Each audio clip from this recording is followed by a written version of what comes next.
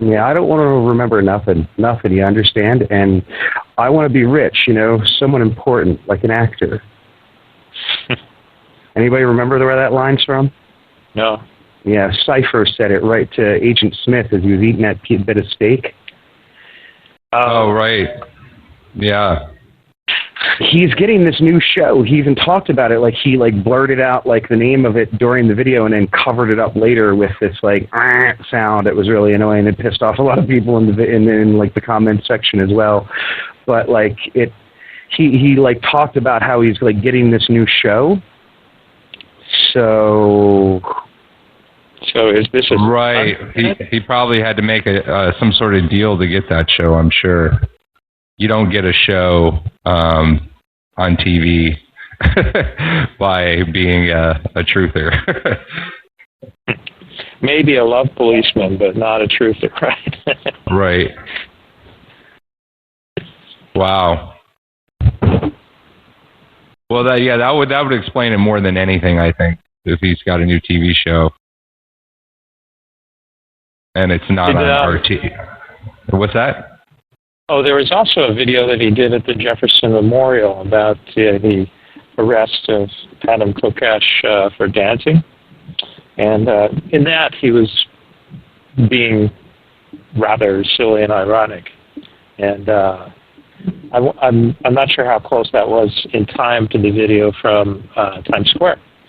But if it was, within a day or two, I'm a little bit inclined to think that maybe there could be some just flippant humor going on with the New York video. But once you read that information underneath, where he says those words, it really makes it kind of difficult for me to understand what's going on. And like I said, I was just talking with the dude yesterday, and he made it seem as if he was still on the same page when I spoke with him. Yeah. Or he just didn't want to let the cat out of the bag yet. Yeah, he's put here to test my faith still. But yeah, actually, that Jefferson Memorial video, it seems almost like a stunt to me, to tell you the truth. I mean, I've watched all those videos and followed that story. And you mind if I throw something out real quick about RT? Do you remember that movie, Indiana Jones and the Crystal Skull? Uh-huh. Remember when she's holding the skull in front of him, and she's just like, we will finally be able to get into your minds and make you think what we want you to think, and you will not even know it.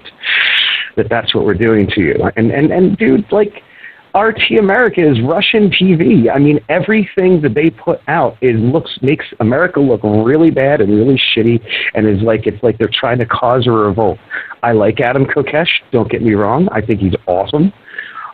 Is he being played by RT America to continue this specific advancement of the truth? Because, the truth really hurts America at the moment, and it's it's really easy to just report on the truth when it's actually damning the other country. So, that's my spiel.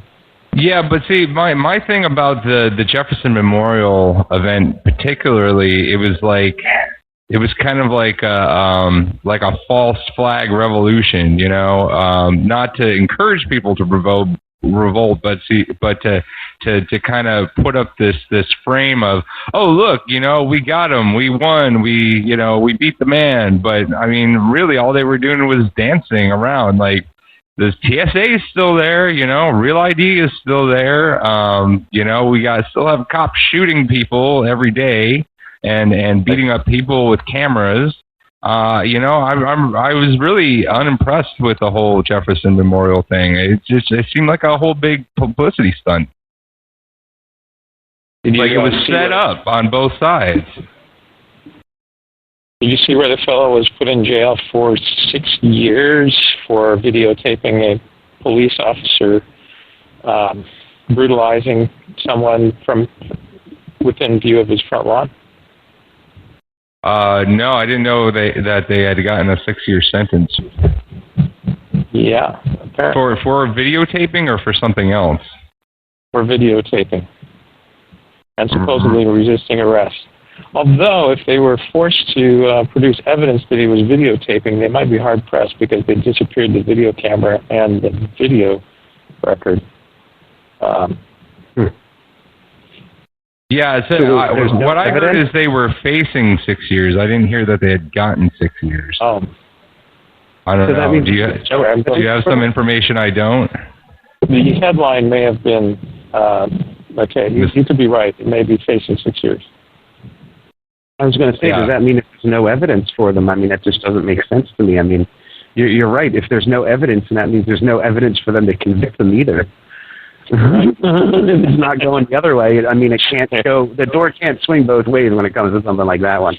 Right. And if they're resisting arrest, then what were they getting arrested for? And there's no law. There's no law against videotaping. Or standing on your front lawn without a video camera. It's a bizarre case, but certainly more important than dancing at the Jefferson Memorial, I would think. Yeah, well, you know what? Here, let me put this out about videotaping, because this is becoming more and more of a problem. Having police, assaulting people and falsely arresting people for videotaping.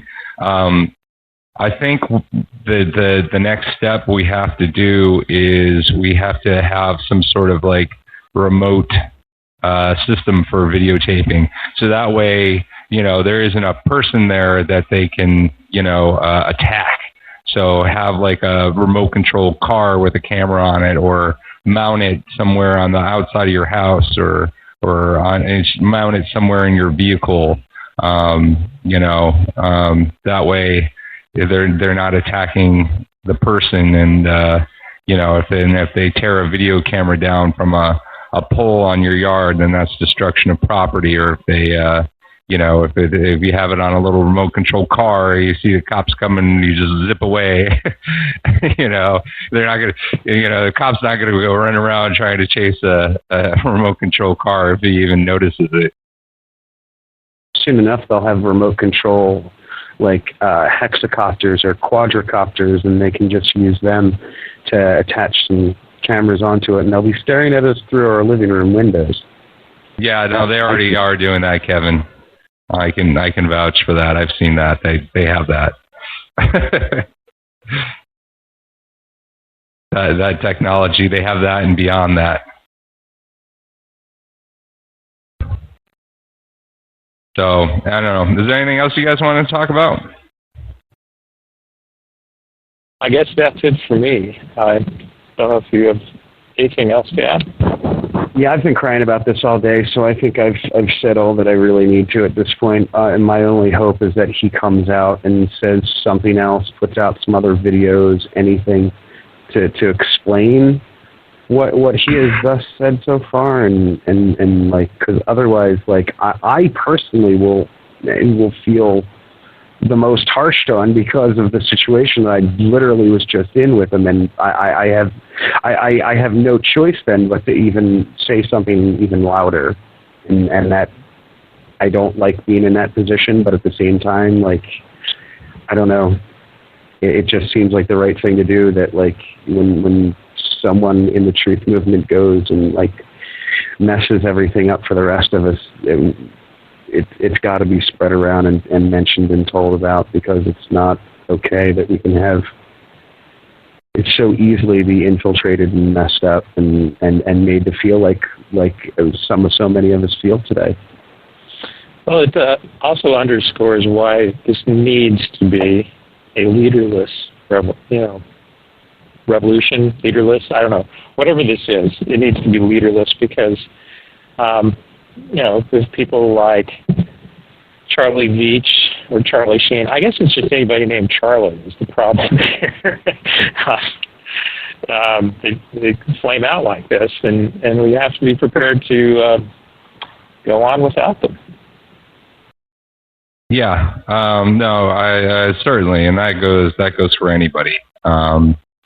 No matter who it is, Ron Paul or Dennis Kucinich or, that other guy from Texas, but yeah, no, it is terrible. I also wanted to thank you, Kevin, for giving me that information on the water, on the natural gas in the drinking water.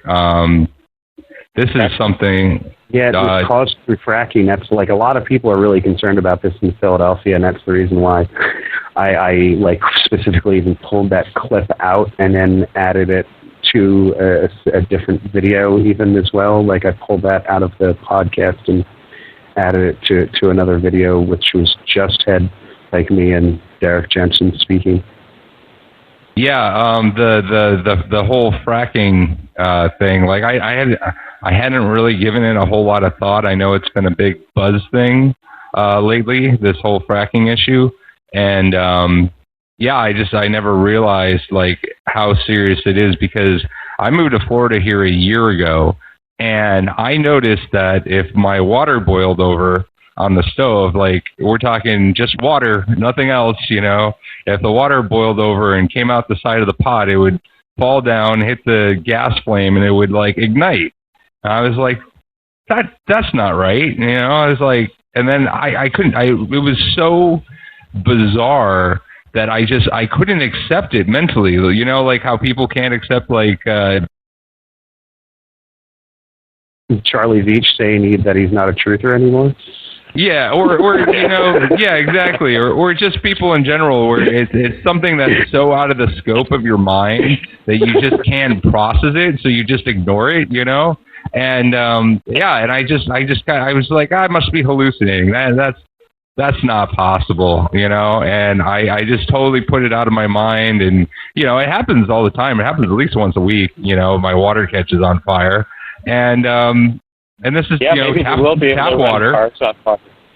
What's that, Martin? I'd make some videos on that. Maybe they will be able to run cars on quote-unquote water.